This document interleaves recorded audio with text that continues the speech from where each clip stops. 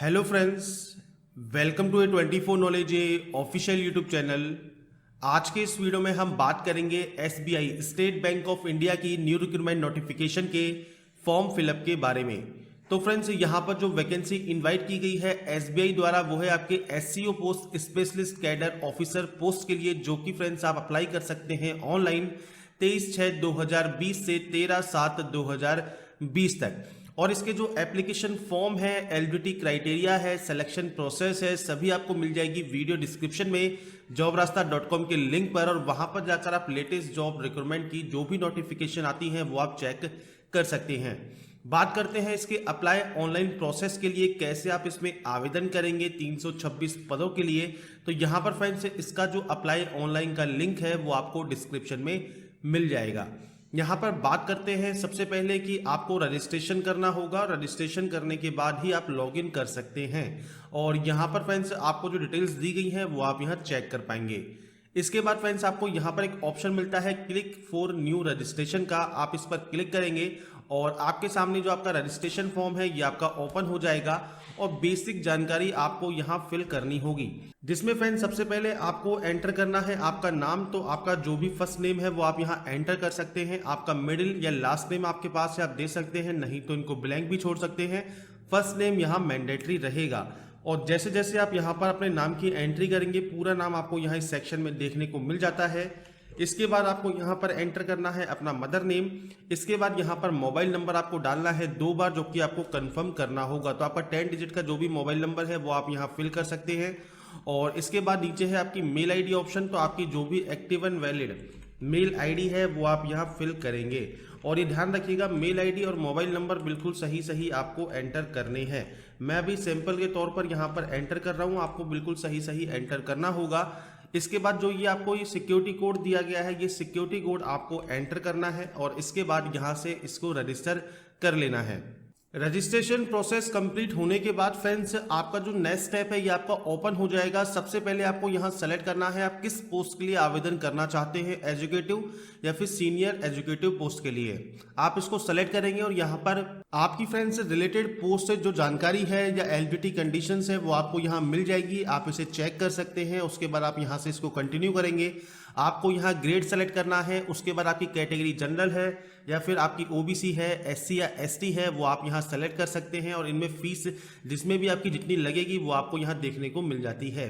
तो आपके अकॉर्डिंग जो भी आपकी कैटेगरी है वो आप यहाँ सेलेक्ट करेंगे और इसके बाद यहाँ से 7 नेक्स्ट करेंगे।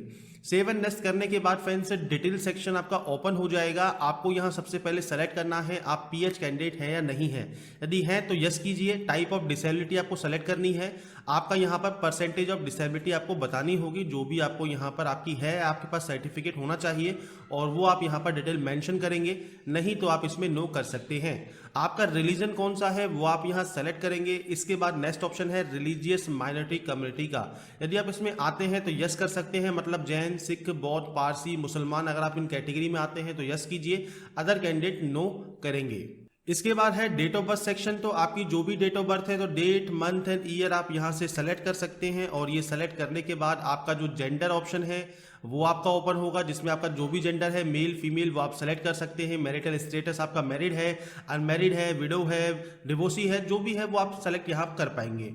इसके बाद फ्रेंड्स आपको एंटर करना है आपका फादर नेम, जो कि आप यहाँ पूरा नाम लिख सकते हैं, फादर का first name, middle name and last name. और नीचे अगर आपको यहाँ पर आपके एड्रेस सेक्शन की एंट्री करनी होगी। तो सबसे पहले फ्रेंड्स आपका जो भी एड्रेस है वो आप यहाँ पर लिख सकते हैं। और इसके बाद यहाँ पर आपसे कहा गया है कि जो भी फील्ड्स है उसमें फ्रेंड्स कम से कम 3 अक्षर होने चाहिए। तो आपका जो भी एड्रेस होगा वो आप यहाँ फिल कर देंगे। इसके बाद एड्रेस लाइन है तो आप यहाँ पर इसकी भी एंट्री कर सकते हैं। आपका एड्रेस लाइन 3 भी है, अगर आप देना चाहे दे सकते हैं। बेसिकली आपका एड्रेस सेक्शन है, आपका जो भी एड्रेस है वो आप यहाँ फिल करेंगे। आप जिस स्टेट के निवासी हैं वो आप यहाँ से सेलेक्ट कर सकते हैं और पिन कोड आपको यहाँ फिल करना होगा। इसके बाद ये तो फ्रेंड्स आपका जो एड्रेस था ये था कॉरेस्पॉन्डेंस एड्रेस। और अगर आपका परमानेंट एंड कॉरेस्पॉन्डेंस सेम है आप यस पर क्लिक कीजिए, अलग अलग है आप नो पर क्लिक करके मैनुअल एंट्री भी कर सकते हैं। तो आपका ये बेसिकली एड्रेस है, आपको जो भी यहाँ पर आपका एड्रेस है वो आप यहाँ फिल करेंगे। अब जो फ्रेंड्स आप पेमेंट करेंगे उसकी जो जीएसटी इनवॉइसिंग है वो कॉरेस्पॉन्डेंस या परमानेंट कोई भी एड्रेस पे आप ले सकते हैं। दोनों सेम है तो आप कोई भी क्लिक कर दीजिए, कोई भी दिक्कत नहीं होगी। फीस आपकी उतनी ही लगेगी चाहे आप किसी को भी सेलेक्ट कर लें। बाकी कोशिश कीजिए यहाँ पर आप परमानेंट एड्रेस को यहाँ पर चूज करें और उसके बाद यहाँ पर सेव एंड नेक्स्ट करें। इसके बाद फ्रेंड्स यहाँ पर है क्वालिफिकेशन सेक्शन, तो यहाँ पर 31/3/2020 तक आपका जो ये कंप्लीट हो जाना चाहिए तो ही आप इसमें एलिजिबल हैं। सबसे पहले डिग्री का आपको नाम सेलेक्ट करना है, आपके पास ग्रेजुएशन की डिग्री किसमें है, तो यहाँ पर फ्रेंड्स जो हमने पोस्ट सेलेक्ट की है इसमें ये डिग्री है। इसके अलावा अगर फ्रेंड्स आप मान लीजिए कोई सीनियर एजुकेटिव की पोस्ट लेते हैं तो ग्रेजुएशन किसी भी स्ट्रीम में है तो आप इसमें आवेदन कर सकते हैं। तो यहाँ पर फ्रेंड्स आपके सामने जो भी ऑप्शंस है वो आप यहाँ सेलेक्ट कर सकते हैं कि आपने इनमें से किस में डिग्री की है। नेम ऑफ द कॉलेज आप दे सकते हैं या फिर आप यहाँ पर अपनी जो यूनिवर्सिटी का नाम है पूरा नाम आप यहाँ दे देंगे। आपकी ईयर ऑफ पासिंग क्या है तो आप यहाँ पर डेट, मंथ एंड ईयर वो आप यहाँ पर सेलेक्ट कर सकते हैं। ये सेलेक्ट करने के बाद आपको यहाँ पर परसेंटेज की एंट्री करनी है और क्लास ऑफ ग्रेड आपको सेलेक्ट करना होगा। इसके बाद नीचे पूछा गया है कि आपके पास पोस्ट ग्रेजुएशन है या नहीं है सेम स्पेशलाइजेशन में। यदि है तो आप यहाँ पर यस करेंगे। अब उसकी जानकारी आपको इस सेक्शन में देनी है। डिग्री कौन सी है आपके पास पीजी में, नेम ऑफ द कॉलेज कौन सा है, डिग्री ऑफ पासिंग क्या है, परसेंटेज क्या है वो आपको देना होगा। इसके बाद जो आपके पास स्पेशल स्किल्स हैं जो कि आपसे यहाँ मांगी गई हैं, स्पेशल स्किल्स रिक्वायर्ड, तो ये फ्रेंड्स आप फुलफिल करते हैं नहीं करते हैं तो आपको यहाँ पर यस करना ही होगा क्योंकि ये मैंडेटरी है। इसके अलावा फ्रेंड्स आपके पास एग्रीकल्चर, एलाइड एक्टिविटीज या हॉर्टिकल्चर में कोई भी एक्सपीरियंस है या नहीं है। नहीं है आप नो कर सकते हैं क्योंकि इस पोस्ट के लिए कोई भी एक्सपीरियंस नहीं चाहिए, पर सीनियर एजुकेटिव में 3 साल का आपको एक्सपीरियंस देना होगा तो आप उस कंडीशन में यहाँ पर यस करेंगे।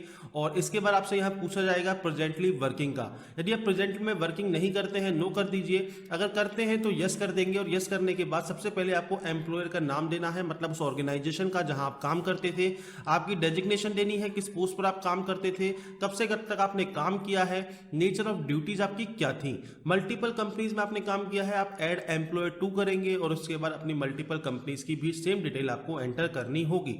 और इसके बाद जो टोटल एक्सपीरियंस है वो आपका यहाँ पर आ जाएगा।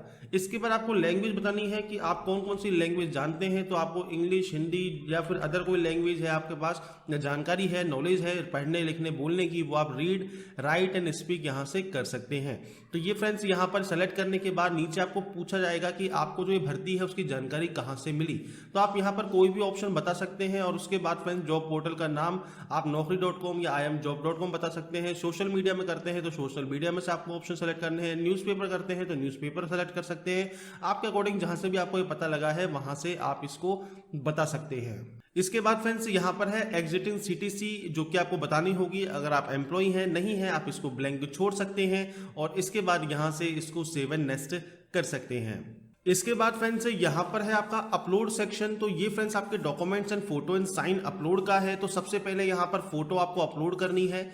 पासपोर्ट साइज फोटो होनी चाहिए जो कि जेपीजी फॉर्मेट में आप अपलोड करेंगे। 20 से 50 केबी का साइज आपका रहेगा। सेम ऐसे ही सिग्नेचर आपको यहाँ अपलोड करना है। इसके बाद यहाँ पर है ब्रीफ रिज्यूम। अब आपका जो करिकुलम वेटे होता है या रिज्यूम है, बायोडाटा है, वो आप यहाँ पर अपलोड करेंगे, चाहे वो डॉक साइज में हो, मतलब MS वर्ड में आपने बनाया हो या PDF फॉर्मेट में हो, वो आप यहाँ पर अपलोड कर सकते हैं और ये करना जरूरी है। इसके बाद आईडी प्रूफ की बात है तो आप कोई भी आईडी अपनी, जो भी Aadhaar card, PAN card, driving licence, voter ID card, जो भी आप देना चाहें दे सकते हैं और कोशिश करिएगा जो आगे की प्रोसेस होगी वही आईडी आप लेके जाएंगे।